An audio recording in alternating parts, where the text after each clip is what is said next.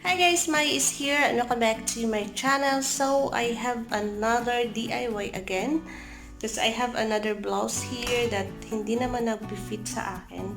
So yung gagawin na naman natin is i-DIY natin siya na magkasya siya using with this one. So, nung isa kong DIY is sa likod ko siya nilagyan ng lace. At this time, yung lalagyan natin is yung sa gilid. So, para may art naman siya. So, it's here already. Pasensya na kayo magulo kasi naglalaro yung mga alaga ko. So, while naglalaro sila, I'm having my DIY. So, yun. Kinat ko na siya dito. So, I still need to cut it more.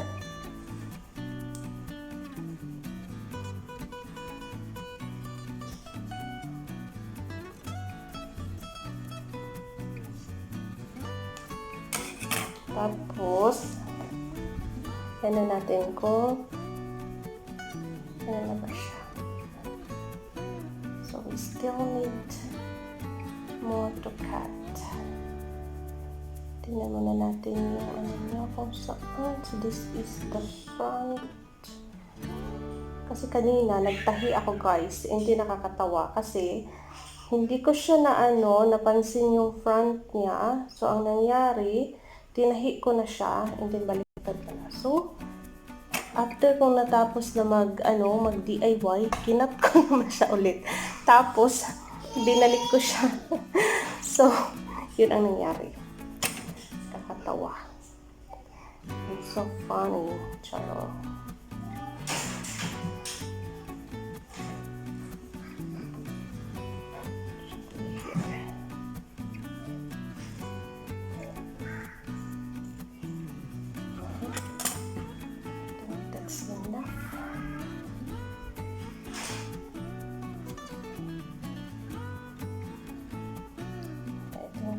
That will be enough.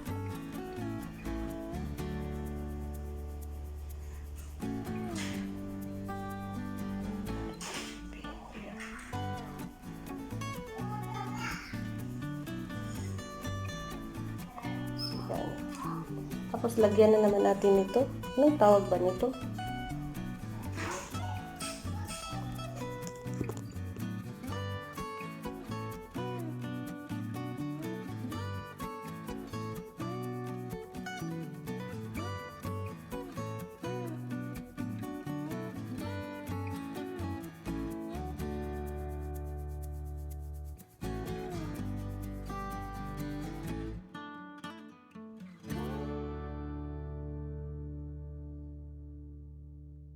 So, ayan guys, natapos ko na siyang lagyan nito. Hindi ko nga alam kung ano to.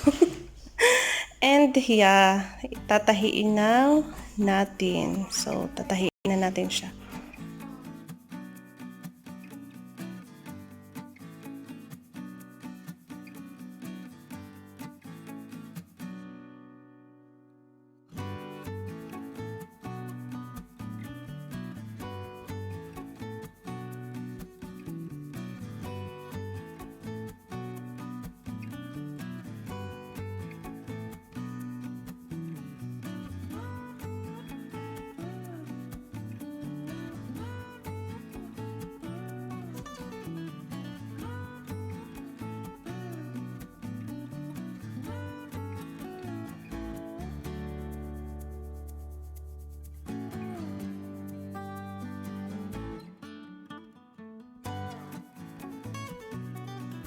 So, ayan guys, natapos ko na siya. So, yung isa na blouse is dito sa likod.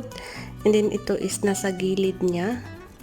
So, as you can see, yan yung pagkatahi ko sa kanya. Dito rin sa kabilang side. So, nakita nito na design dito. Ang gagawin ko sa kanya, ikakat ko siya.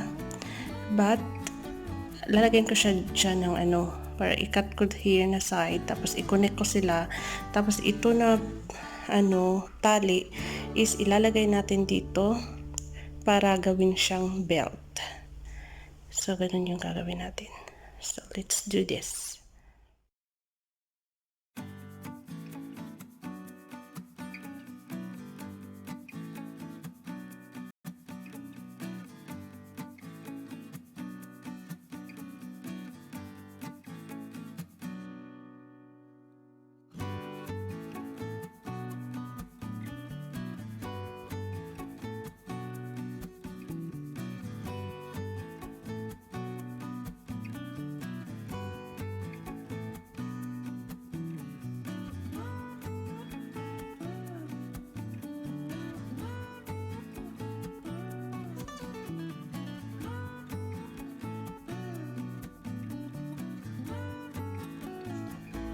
So, ayan guys. Di ba kinat natin? And now, we're going to connect it para may style pa rin siya dyan sa likod.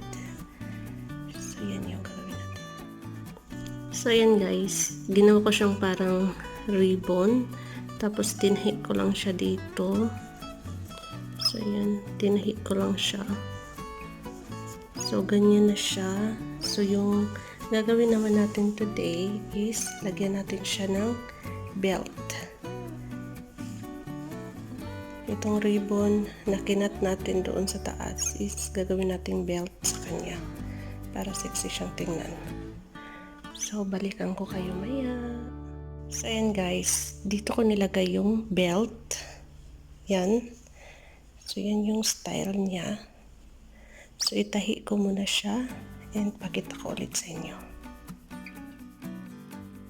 So, ayan guys, natapos ko na siyang i-connect dito sa gilid. So, it's time to try on if kasya na ba siya. So, ayan guys, dito yung lace, tapos yung belt. So, nilagay ko lang siyang ganyan kasi last time hindi talaga siya nagkakasya sa akin kasi malaki yung sa tummy ko. So, nung nilagyan ko siya ng lace, nagkasya na siya. So, ayan na siya.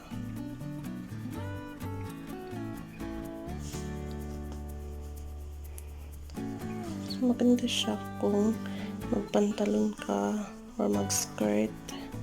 So, ganyan.